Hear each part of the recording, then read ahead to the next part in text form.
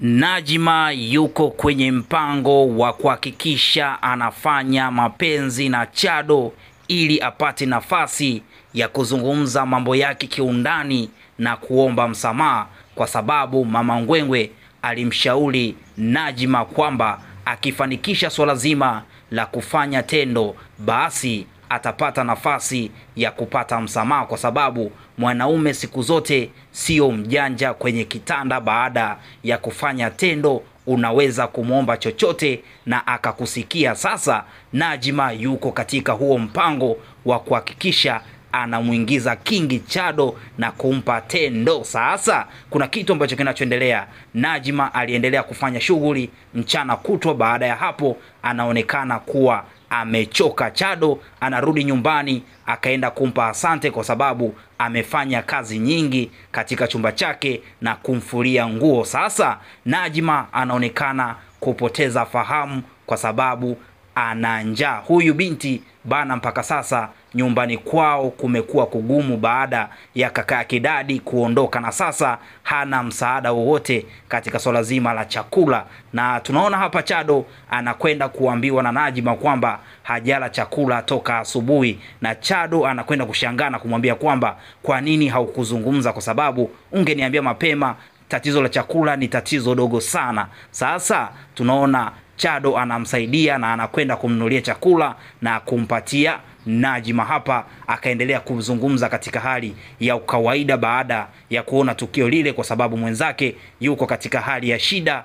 Na sasa tunaona Chado anazidi kuzungumza naye kwa mapenzi kama ilivyokuwa mwanzo, lakini Najma yuko kwenye mpango wake ule ule wa kuhakikisha anafanya naye tendo la ndoa. Sasa Chado anazidi kumpa madini kwa sababu aliamini kabisa huyu binti anatakiwa kupewa elimu na kumwambia kwamba inatakiwa uanze kwenda kliniki kwa sababu muda umefika, na hilo litakwenda kukusaidia ukuaji mzuri wa mtoto wako. Hivyo sasa akazidi kumwelewesha mambo mengi, na baadaye Najma anakwenda kumuuliza, kwani wewe umeshawahi kuwa na mtoto? Lakini Chado anazungumza kwamba mimi najua baadhi ya mambo kuhusiana na swala zima la malezi ya mimba, kwa hiyo hakikisha unakwenda huko dispensary uende ukaanze kliniki. Sasa hapa tunaona Chado anamwambia Najma aondoke baada ya kumaliza kile chakula, na baadaye akamwambia usizoee kula vyakula kama chips hizi sio nzuri sana katika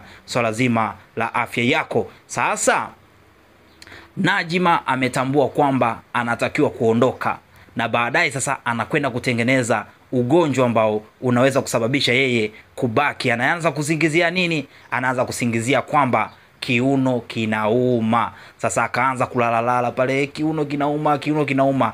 Aisee, Chado paka inafika usiku bado yuko na Najma. Baadaye Chado anakuja kushtuka tena, anakutana na Najma huku akipiga kelele kwamba kiuno kinauma. Baada ya Najma kushtuka na kumchungulia Chado amelala, basi akaendeleza makelele ya kiuno kinauma. Sasa hapa Chado anainuka na kumwambia pole. Baadaye sasa akamwambia, akawa anajishikashika hivi Chado, baadaye akasema hapa, akamgusa sasa kwenye kiuno. Baada ya kumgusa tunaona Najma anasema kwamba kimepoa. Akitoa mkono anaendelea kupiga kelele kwamba kiuno kinauma, lakini Chado akikishika basi kinapoa. Akimwambia basi twende nikupeleke nyumbani, tunaona anapiga kelele kiuno kinauma. Sasa hapa Chado akaona la msingi ni kumsogelea na kumkumbatia katika eneo zima la kiuno. Sasa hapa tunasubiri, je, katendo kataenda kufanyika na ule mtego ambao alipewa na Mama Ngwengwe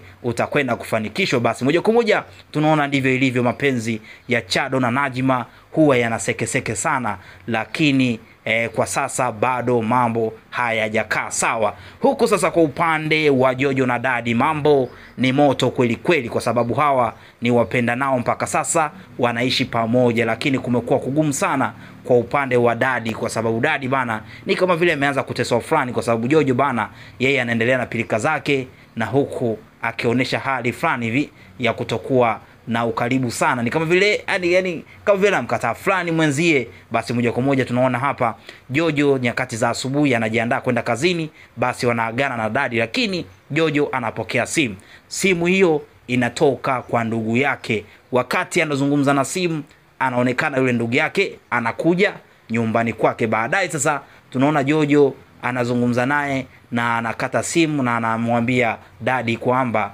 kuna mgeni anakuja, hivyo mimi sitokwenda kazini ili niweze kumpikia. Sasa hapa yeye lengo lake ni kutomdhalilisha dadi, na dadi naye anazungumza vipi? Anasema kwani kuna shida gani? Wewe unaacha kwenda kazini kwa sababu ya ndugu yako? Wewe si uoga unaniacha kila siku, nataka nimpikie si na nini, na wewe nitakupikia chakula kizuri na nini. Basi hapa tunaona mapenzi yanakuwa matamu, lakini baada ya muda anaenda kupokea tena simu yenyewe ni yule ndugu yake kwamba anahitaji kutokuja. Sasa hapa anazungumzia yeye haji. Baada ya kupata taarifa kwamba huyu aji ndugu yake, sasa anamwambia dadi, mimi nataka kuondoka niende kazini kwa sababu watu walioko kule hata siwaamini.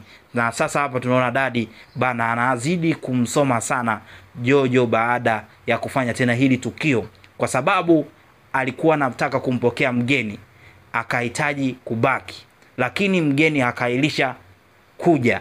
Yeye anaamua tena maamuzi ya kuondoka na kwenda wapi? Kazini. Kwa hiyo hapa tunaona hana uwezo wa kufanya kitu juu ya maisha ya dadi, kwa sababu mwanzo alizungumza kabisa kwamba ile ni kazi yangu, kwa hiyo inaweza ikafanyika muda wowote na saa yoyote, kwa sababu hata kama nikienda itafanyika, nikiwa hapa itafanyika. Sasa tunaona anaondoka, sababu kubwa mgeni haji, sio kwa sababu ya dadi. Sasa huku tunatazama kwa yule afande ambaye alifanya tukio kwa Prince. Huyu mwamba bado yuko katika mpango baada ya afande Masalia kupata mzamana katika kituo cha polisi. Huyu afande alisingiziwa kesi ya kutaka kumuua Prince, lakini Prince mpaka sasa yuko hospitali.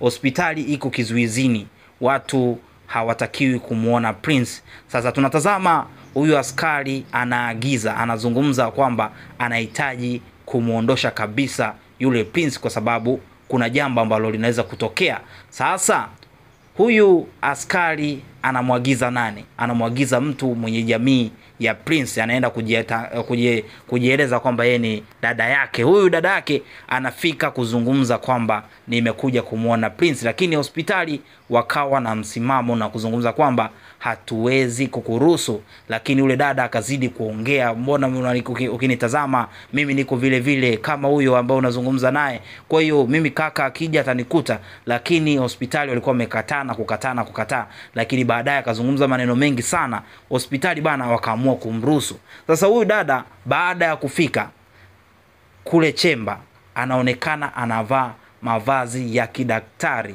Sasa huyu sio daktari. Sasa hapa tunajiuliza lengo lake kubwa ni nini? Ni kwenda kumuua Prince mpaka sasa. Kwa hiyo tunaona mambo yamekuwa hatari kweli kweli. Sasa je, huyu ataenda kufanikiwa swala zima la kumuua Prince au atashindwa? Sisi hapa tunasubiri tuone. Chini ya video hii kumeandikwa neno subscribe, gonga hapo ili uwe wa kwanza kupata video zote na movie kali. Karibu sana na asante.